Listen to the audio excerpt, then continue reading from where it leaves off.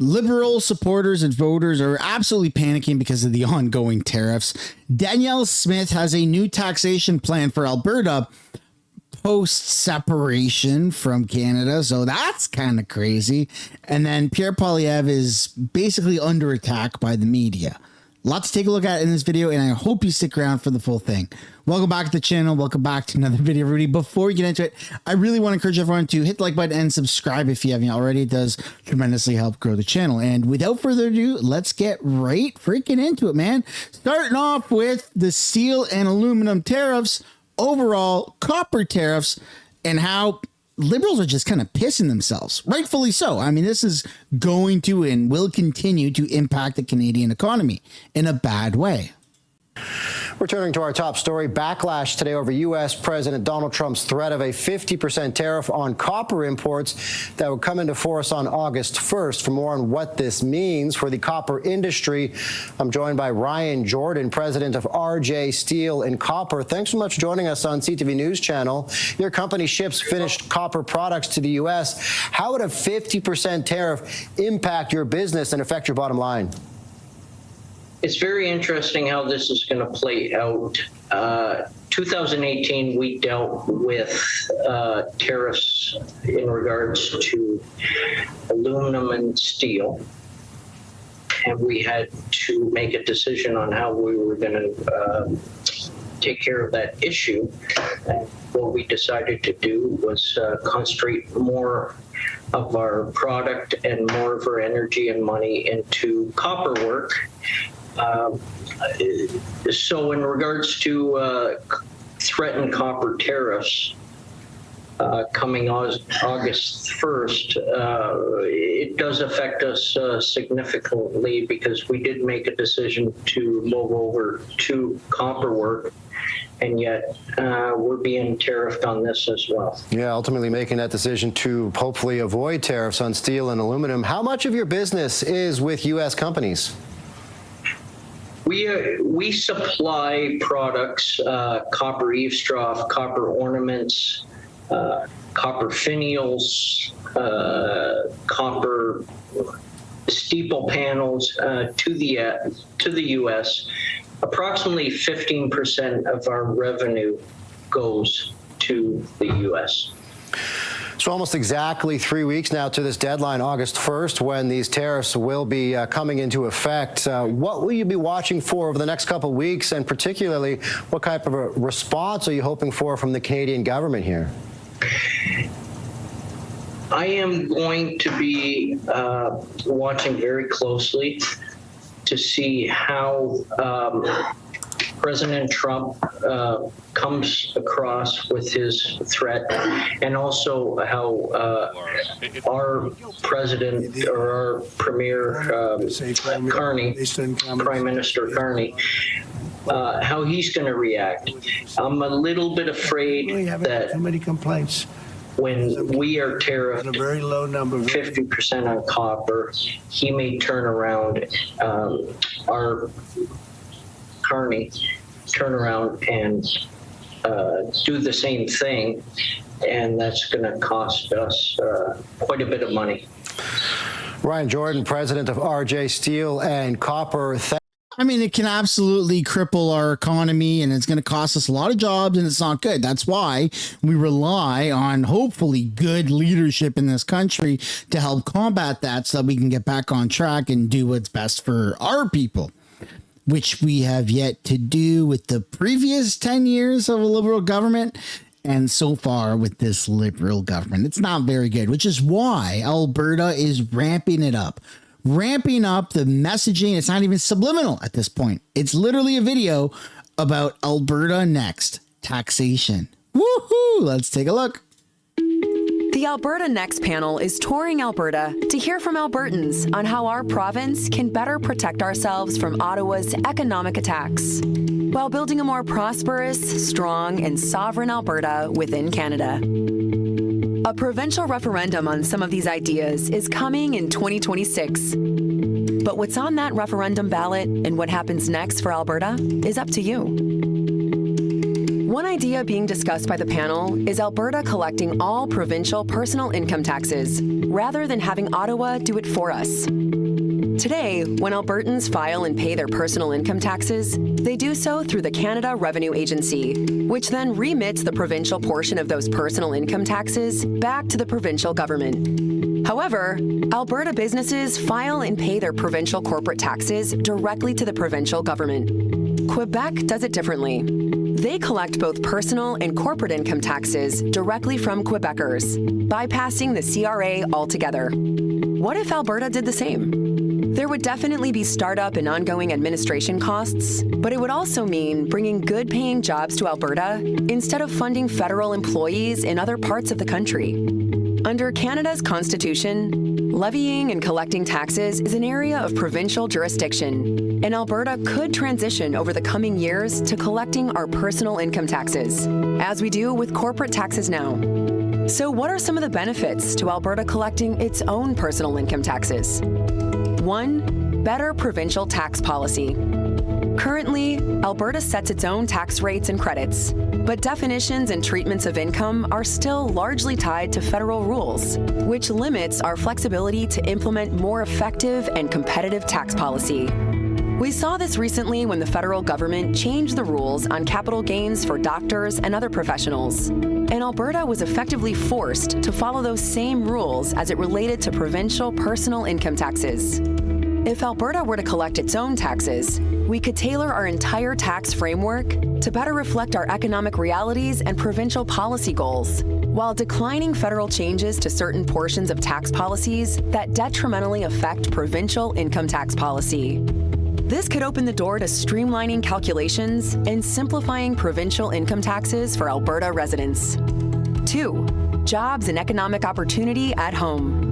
Collecting our own taxes would also mean establishing the infrastructure and staffing to support it, creating thousands of good, high-paying jobs right here in Alberta, instead of funding positions in Ottawa or other provinces. 3. More Alberta, less Ottawa. By moving away from the federal administration of the CRA and collecting provincial income taxes by ourselves, Alberta can exercise more direct control over a core aspect of self-government, thereby increasing our provincial independence from Ottawa. But there are also potential drawbacks to consider. 1. A long-term commitment. Establishing Alberta's own personal income tax collection agency would not happen overnight. Estimates suggest it could take up to 5 years to fully build out the necessary systems and staffing. This would be a major logistical undertaking that would require a sustained commitment from Albertans and their government. 2. Significant financial investment. The estimated cost to implement Alberta's own tax agency ranges from $750 million to $1.5 billion over several years. Once operational, the system could cost up to $750 million annually and require hiring as many as 5,000 new public employees. These are substantial expenses that must be weighed against the benefits. 3. Potential for added complexity. There are also practical implications for taxpayers and businesses. Albertans would need to file separate federal and provincial tax forms, although online filing would likely ease that burden. There may also be increased complexities for businesses and Albertans working in different provinces throughout the year. Now, tell us what you think about the idea of Alberta collecting its own personal income taxes. I mean, literally the entire message of this is let's get off of federal taxes in Canada. Let's become our own province or our own entity, our own country. And that way our taxes stay within the borders of Alberta. Unless I'm misunderstanding, unless I'm interpreting it wrong, to me, this is all about the referendum process, separation, and getting people ready for leaving Canada and what that looks like. And if I were an Albertan, I'd be like, yeah, that's awesome. That's freaking awesome. And if you're wondering, where was that video posted? Dude, this was posted on Danielle Smith's actual freaking account. This is literally the premier's her actual freaking account. And the top comment here is all this information should be on billboards at every intersection and highway across Alberta. And I agree. I mean, I think that Alberta should be putting money into this ASAP, not just with these videos, but with actual ads on billboards to educate people that if Alberta wants to be an independent country, which it seems like there's ample amount of motivation for that, then here's the process. Here's what it looks like. We're actually going to be the richest country, one of the richest countries in the entire world. Not the fluff of what Canada says. It's one of the strongest nations in the G7. Shut the heck up. Like actually rich. And I think that the more information, the more education out there about this, the more likely that this is going to be successful. So I want to pass the question off to you. How do you feel about this? Are you thumbs up, not elbows up, but are you thumbs up about Alberta separating, Alberta having its own taxation away from Ottawa and the federal government of Canada? Are you for this? Are you living in Alberta? Are you thinking of moving to Alberta? All those questions. Let me know all your answers down below. And next up, we're taking a look here at Pierre Poilievre and how he's quite literally, according to the mainstream media, scrambling for his political career is what experts are saying. Federal Conservative leader Pierre Poilievre is busy campaigning in our province. Let's build alliances with Saskatchewanians and Newfoundlanders and Labradorians who want to develop their oil and gas and aren't interested in having anyone in Ottawa cap how much they can produce. Pierre Poilievre addressing party supporters in Calgary over the weekend. He began by thanking Damien Currick, who stepped down from his Battle River Crowfoot seat in the wake of the federal election, paving the way for the party leader to run in an August 18th by-election. Kathy, if you were to compare participation in last year's Stampede to participation in this year's, how different a political dynamic do you think it might be for Pierre Poilievre post-election? Well, yeah. I mean, there's a little more on the line now for him. I think that he was on a bit of a glad-handing tour last year, and the Conservatives seemed to be doing well. Everything seemed okay. Not so much now, and his popularity has gone down significantly. He's having real problems getting purchased without having that seat in the House. I think he's scrambling for his political career, and that makes the Stampede a very important, even though he's got Alberta in the bag, the Stampede is a big national event, and it's very, very important that he starts forging a new or slightly changed identity out of these kinds of appearances. Barry, how much do you think the state of current polling hangs over the head of the Conservative leader? Or is campaigning in Alberta an opportunity now to escape that?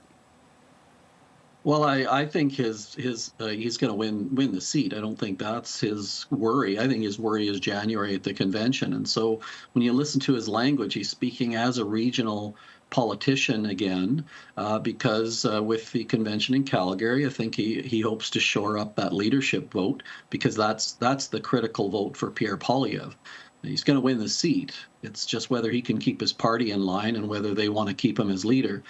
And as the polling does not reflect a very positive view of Pierre Poilievre across the country, I think he's in serious trouble in January by not changing his kind of whatever his perception in the public. And I actually don't think he does that across Canada by kind of having a Western Canadian slant only. He's got to appeal to the country in order to change those numbers. And so I think he's in a tough place going into January's vote. Okay, so Kathy, let's pick up on that. How much of this campaign swing through Stampede is about winning a seat? How much, though, is it about retaining a hold on leadership of the party, given the review Barry mentioned in Calgary in January? Oh, I think it is more about retaining his hold on the leadership than it is about winning the seat. Don't forget, the seat is not actually in Calgary; it's in Battle River, and I think he retains that seat almost automatically. But also, you retain a seat like that in the smaller centers, going out and being out there in Drumheller and in these smaller towns. And there's a lot of little small towns in that riding, and just showing up. That's where how he's going to retain that seat. Being at the Stampede is a separate thing. The Stampede, as I say, is a national event. And I take Barry's comment here. He can't exclusively be doing things in Alberta, obviously.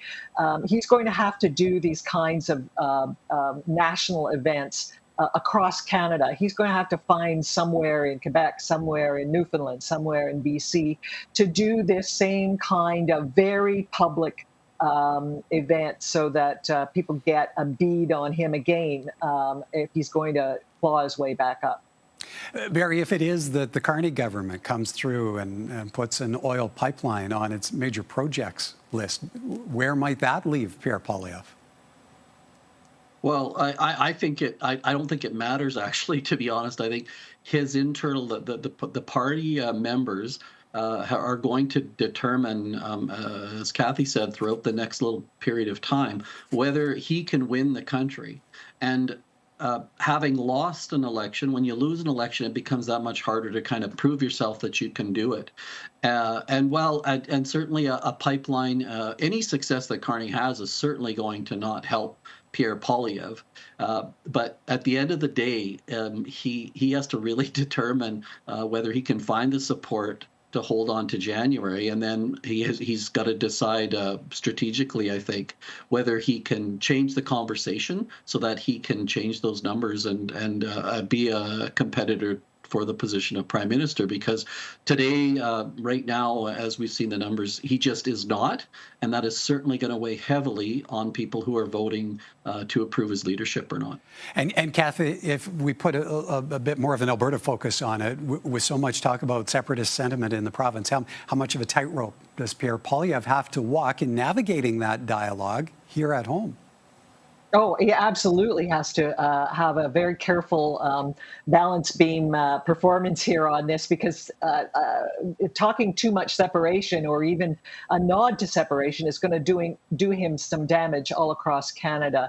And so he really has got to be careful what he says. But he is running in a very conservative riding. And so he has to sort of be very, very careful that he doesn't say something in the riding that he doesn't expect to be repeated across Canada. We're past that point where you can say something at a small meeting in a small town and it won't be reported elsewhere. So yeah, he's got to really, really be careful here, and he's got to watch himself from another perspective too. The one other really interesting candidate out there in Battle River. Crowfoot is not a separatist either. It's an independent candidate named Bonnie Critchley, and she has come out as being anti-separatist. And so he doesn't, I don't think he wants to start veering off that edge. So I'd love to know what you guys think down below in the comments. Do you think that Pierre Poilievre is actually scrambling for his career, or do you think Pierre is fine and better than ever? There's a lot of division when it comes to this, and I'm not looking to start a fight. I'm not looking to piss anybody off, but I do want to pass that question off to you, and I look forward to reading your comments down below.